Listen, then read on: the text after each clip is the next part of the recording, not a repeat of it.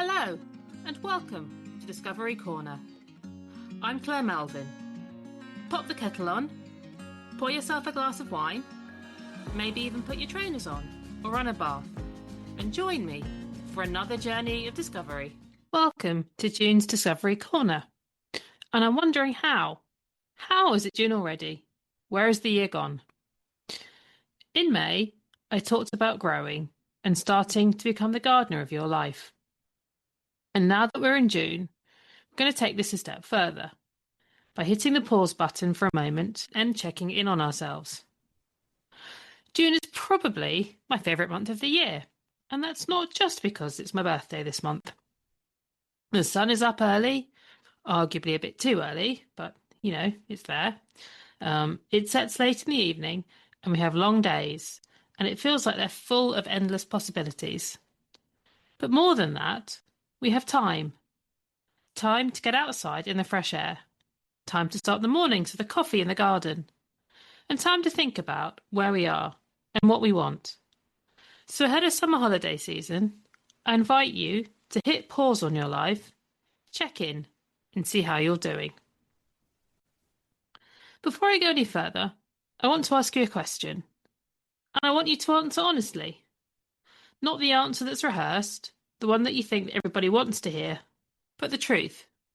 The real answer. So how are you? How are you really? Not, I'm fine, I'm doing okay, but how you're really feeling.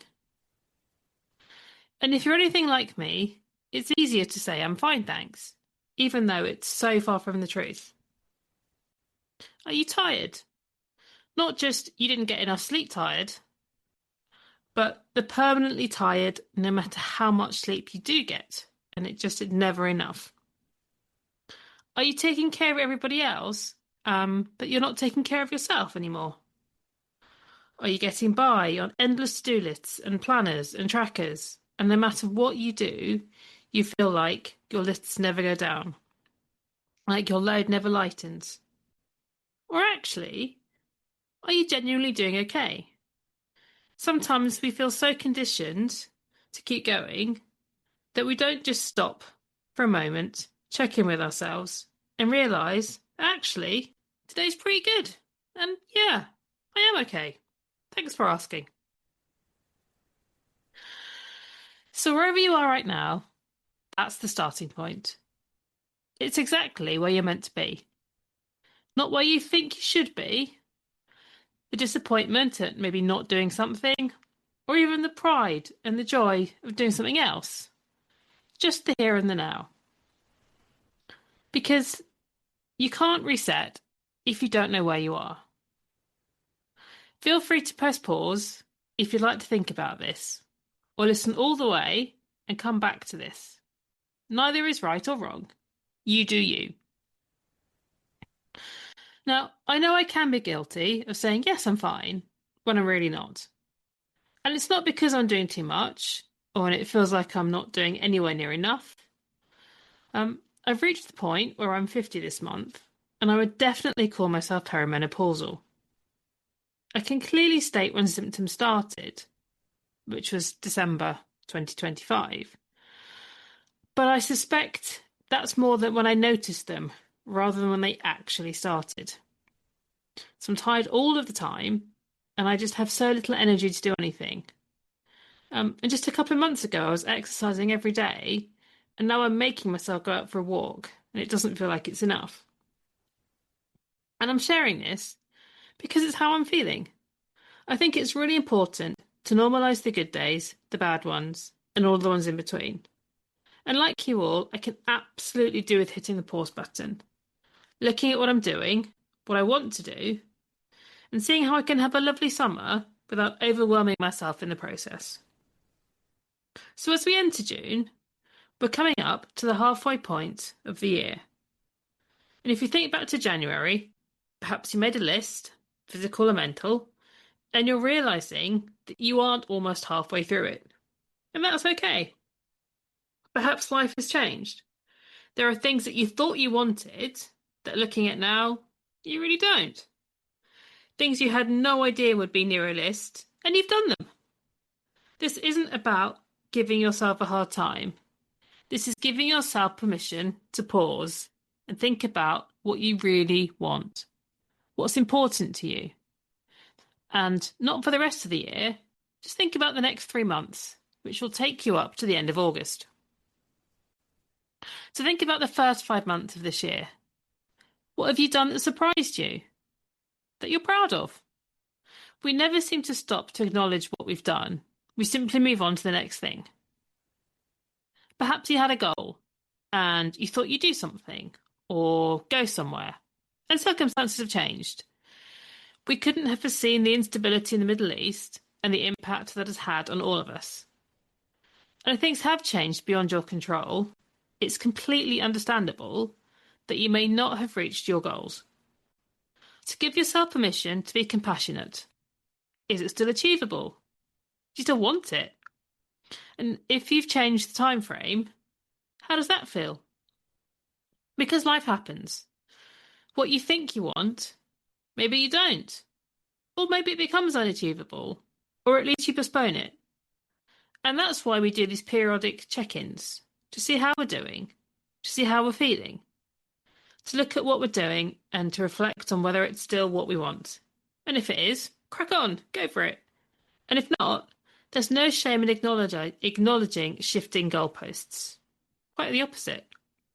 You're demonstrating wisdom and self-compassion, and you're showing those around you that it's okay to change your mind.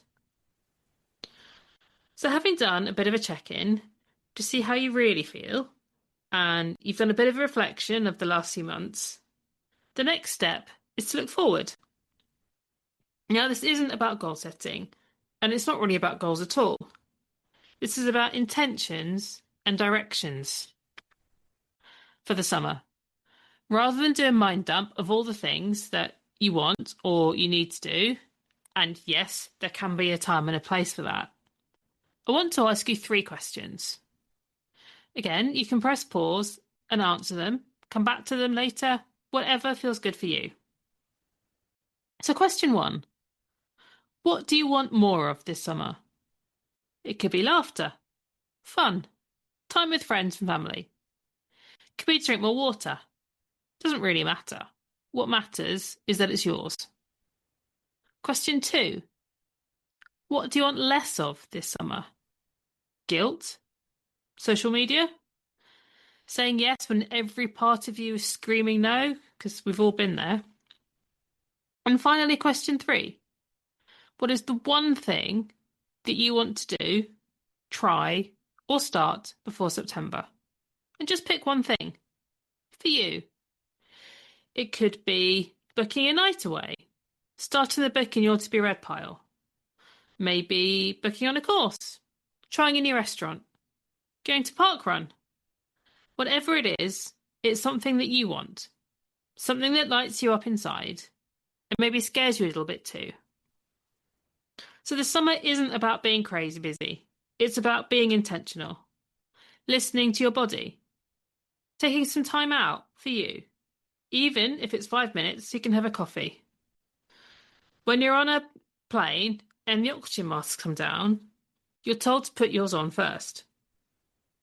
And there's also a cliche of not drinking from an empty well. And these cliches are cliches for a reason.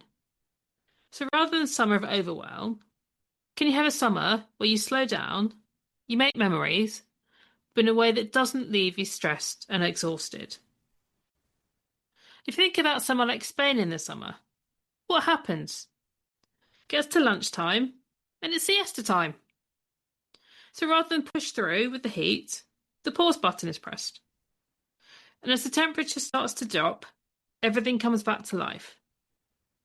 And we tend to do the opposite. Give ourselves permission to pause. No, we don't. And we tend to do the opposite. We just push through. Or at least we try to. Summer energy is different to winter energy. In winter, we want to get all cosy, close the windows, close the curtains. The windows are probably already closed because it's winter. And hide from the world. Although maybe that's just me. And in the summer, we're full of vigour. But that doesn't mean we have to go crazy. in the full heat of the sun? What if instead of racing at 100 miles an hour, you took an actual or metaphorical siesta? What could that do for you? And I know that this isn't practical every day, but on those days where it is, slowing down, not ticking everything off a list, being present, that's intentional. That's listening to your body and being kind to yourself. We don't sit outside all day in the sun. We seek shade, maybe a parasol. So, what's your parasol this summer? And speaking of being kind to yourself and finding a parasol, this is about paying attention to your body's energy. As we get older, our energy levels aren't what they used to be, and that actually is through no fault of our own. I've lost count of the times I've heard I eat the same, I exercise the same, something's changed. I've said it myself. And yes, sadly, something has changed. The lighter nights, they're great for wanting to get stuff done. Terrible for sleep. The warmer temperatures can also inhibit sleep, and that's before we even get to the hot flushes. If you're in your 40s or 50s, you're likely to be going through perimenopause, and your hormones are all over the place. The fall in estrogen can affect your sleep, your mood, concentration, and your physical energy. And that's not even mentioning what your periods can be like. Longer, shorter, heavier, lighter. Every month is different. Navigating perimenopause at any time of the year isn't easy, but somehow summer feels especially hard. And if you do have concerns about menopausal symptoms, then please speak to your GP. Though from experience, be aware that you may need to speak to more than one. But don't settle for a pamphlet on menopause, which is what I was given. And just go and seek help from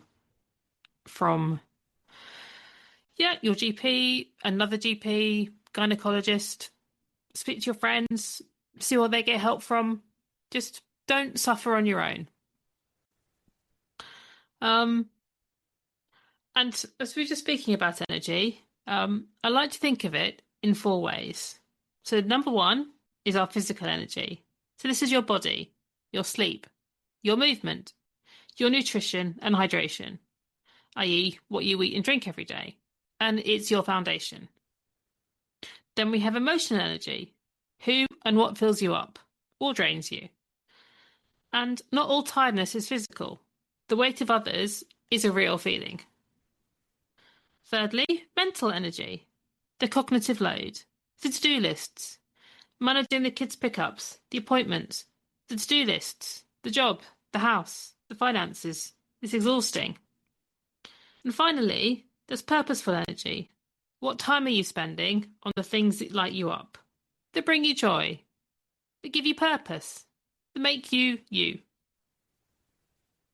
So we've talked about where you are, pressing pause, looking at what you're doing, how you'd like to feel over the summer, and the different types of energy.